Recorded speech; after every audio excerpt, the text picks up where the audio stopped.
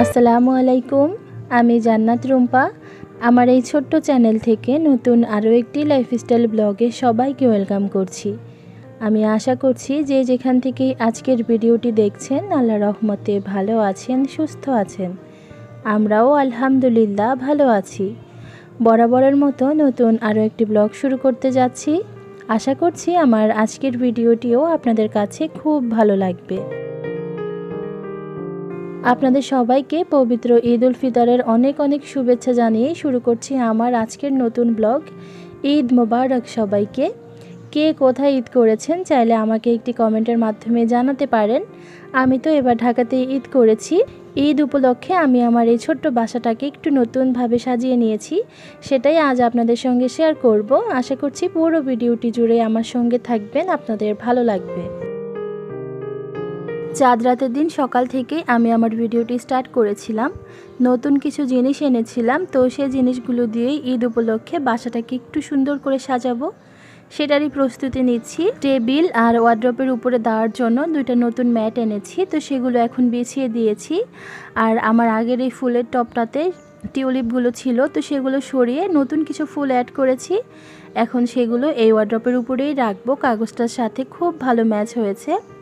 Tissue বক্সে tissue শেষ হয়ে গিয়েছিল, তাই টিস্যুটাও দিয়ে দিলাম।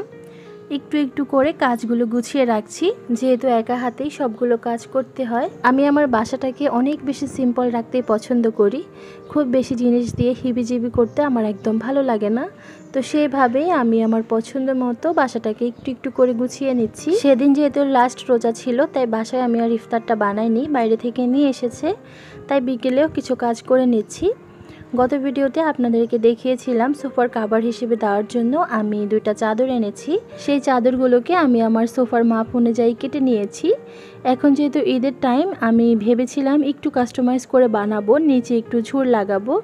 ঈদের টাইম তো টেলার্সে খুব বেশি রেস্ট থাকে, তো এই কাজটা এখন আর করতে পারিনি। আমি এখন যেভাবে আছে সেভাবেই দিয়ে দিচ্ছি। অন্তত পক্ষে আমার সোফাটা তো একটু ময়লা কম হবে। তো ভালো করে আমি সোফাটাকে ভ্যাকুয়াম করে নিয়েছি আজকেও। আর এখন কাভার হিসেবে দেওয়ার জন্য যে চাদরগুলো এনেছি সেগুলো বিছিয়ে দিলাম। সোফার কাভারের সাথে যে ফোম স্টিকগুলো দেয়, তো সেখান থেকে কয়েকটা স্টিক আমার বেঁচে গিয়েছে। ভালো ফিটিংস আনার জন্য সোফার কোনায় কোনায় আমি এই ফোম স্টিকগুলো দিয়ে দিব, এতে করে আর বসলেও চাদরটা নড়াচড়া করবে না। আপনি যদি এই পর্যন্ত আমার ভিডিওটি দেখে থাকেন তো প্লিজ একটি লাইক দিতে ভুলবেন না। এই ধরনের লাইফস্টাইল ব্লগ আপনি যদি আরও দেখতে চান চাইলে আমার এই ছোট্ট চ্যানেলটি সাবস্ক্রাইব করতে পারেন। আপনি যদি কাজটি অলরেডি করে থেকে থাকেন, আপনাকে অসংখ্য ধন্যবাদ। এর আগে ছোট যেই পিলোগুলো এনেছিলাম, তো এখন সেগুলো দিয়ে ভালোভাবে সোফাটা একটু অর্গানাইজ করে নিয়েছি। দেখতে কিন্তু খুব একটা মন্দ লাগছে না, তাই না? সোফার পাশে ছোট্ট একটা কর্নার আছে, তো সেটা খালি পড়ে আছে, দেখতে ভালো লাগছে না। তাই কিছু আর্টিফিশিয়াল ফুল নিয়ে এসেছি সেই কর্নারটা ফিল আপ করে দেওয়ার জন্য। এরকম লতানো প্ল্যান্টগুলো দেখতে আমার খুবই ভালো লাগে, তাই চোখের সামনে পড়াতেই একটা নিয়ে এসেছি। যে কোনো একটা কর্নারে দেওয়া যাবে। আর সোফার পাশের কর্নারটাতে দেওয়ার জন্য এই স্টিকগুলো এনেছি। স্টিকগুলো রাখার জন্য এরকম একটা কাঠের ফুলদানি এনেছি লম্বা। আর এখন এই সুন্দর জিনিসগুলো দিয়ে কর্নারটা সাজানোর পালা। আমি আগে ফুলদানিটা দিয়ে দিয়েছি। সূর্যমুখীর স্টিকটা অনেক লম্বা হওয়ায় আমি এটাকে একটু বাঁকিয়ে নিয়েছি। আর এখন একে একে চেরি ফুলগুলো দিয়ে দিব। আর সঙ্গে আমি বড় একটা টিউলিপ এনেছি, সেটা একদম মাঝখানে দিয়ে দিয়েছি। সূর্যমুখী ফুলটা দেখে মনে হচ্ছে যে একদম জীবন্ত ফুটে আছে, তার মধ্যে হাওয়াতে পাতাগুলো নড়ছে, খুবই ভালো লাগছে দেখতে। আমি যখন প্রথম আমার এই বাসাটাতে উঠি তখন আমার খুব মন খারাপ ছিল। আমার প্ল্যান ছিল আমি বাসাটা নতুনভাবে সাজাবো খুব সুন্দর করে, তবে বাসায় যেহেতু রং করা ছিল না, তাই আমার বাসাটা দেখে খুব মন খারাপ লাগছিল। কোনোভাবেই আমার বাসাটাতে মন বসছিল না। একটু একটু করে আমি আর আমার ভাই মিলে এই বিধ্বস্ত বাসাটাকে সুন্দর একটা বাসায় রূপ দিয়েছি।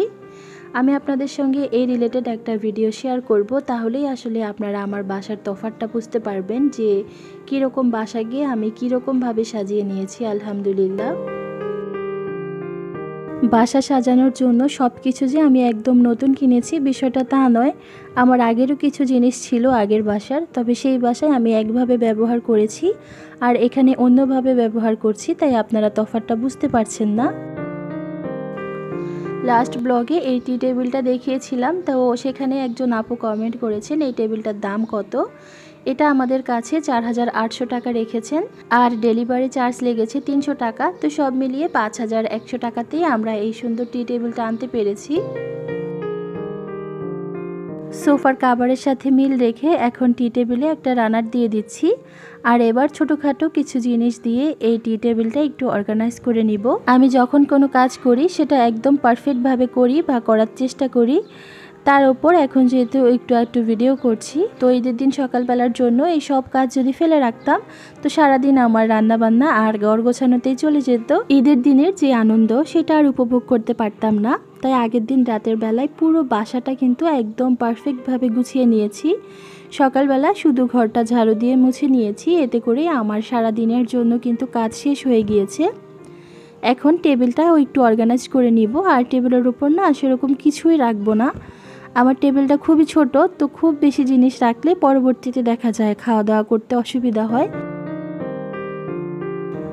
সব শেষে মেন ডোরের সামনের পাপোশটা চেঞ্জ করে নিচ্ছি। পুরাতন পাপোশ সরিয়ে নতুন পাপোশ দেওয়ার মাধ্যমেই আমি আমার ড্রয়িং ডাইনিং স্পেস সাজানোর কাজ কিন্তু কমপ্লিট করলাম। চলুন এবার এক নজরে দেখিয়ে দিই আপনাদের কেমন লাগছে আমার বাসাটা।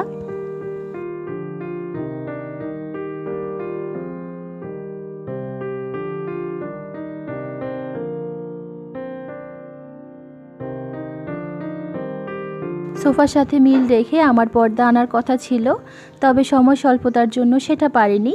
তবে এখনও খুব একটা দেখতে খারাপ লাগছে না, যেহেতু কাভার আর পর্দার কালার অনেকটাই মিলে গিয়েছে। ঈদ উপলক্ষে শুধু বাসা সাজালে তো হবে না, নিজেদেরকেও একটু সাজাতে হবে। তো অলরেডি আমাদের চাঁদ রাত শুরু হয়ে গিয়েছে। আমি এখন আদনানকে মেহেদি লাগিয়ে দিচ্ছি। সে কিন্তু একদমই মেহেদি লাগাতে চায় না, আমি খুব বুঝিয়ে সুঝিয়ে মেহেদি লাগিয়ে দিচ্ছি। আর রাতের বেলা তারা বাবা ছেলে মিলে আবার আমার হাতে মেহেদি লাগিয়ে দিচ্ছে। জীবনে ভালোভাবে বেঁচে থাকতে গেলে আসলে অনেক টাকা পয়সার প্রয়োজন হয় না, এরকম সুন্দর কিছু মুহূর্ত পরিবারের সাথে কাটালেই কিন্তু জীবনের আসল আনন্দ উপলব্ধি করা যায়। মেহেদির ডিজাইন দেখে আমি তো খুব হাসছিলাম যে কি লাগিয়ে দিচ্ছে এসব। তো পরবর্তীতে আমার মনে হলো যে থাক বেচারা শখ করে লাগিয়ে দিচ্ছে, এটাই তো অনেক, এটাতেই সন্তুষ্ট থাকি। সুন্দর হওয়াটা বাধ্যতামূলক নয়। শহরের ঈদ আর কেমন হবে, ওই যে বাসার মধ্যে নিজেরা একটু আনন্দ উল্লাস করা, কথা বলা, খাওয়া দাওয়া করা, সময় পেলে একটু বাইরে ঘুরতে যাওয়া, এই নিয়েই আমাদের এবারের ঈদ কেটে গিয়েছে আলহামদুলিল্লাহ। তবে যতটা খারাপ ভেবেছিলাম ততটা খারাপও হয়নি, খুব ভালো সময় কাটিয়েছি। আপনাদের সবার ঈদ আনন্দে কাটুক, ভালো কাটুক, পরিবারের সঙ্গে কাটুক, সেই প্রত্যাশায় আজ এখানেই বিদায় নিচ্ছি। সবাই ভালো থাকবেন, সুস্থ থাকবেন। আল্লাহ হাফেজ। আসসালামু আলাইকুম।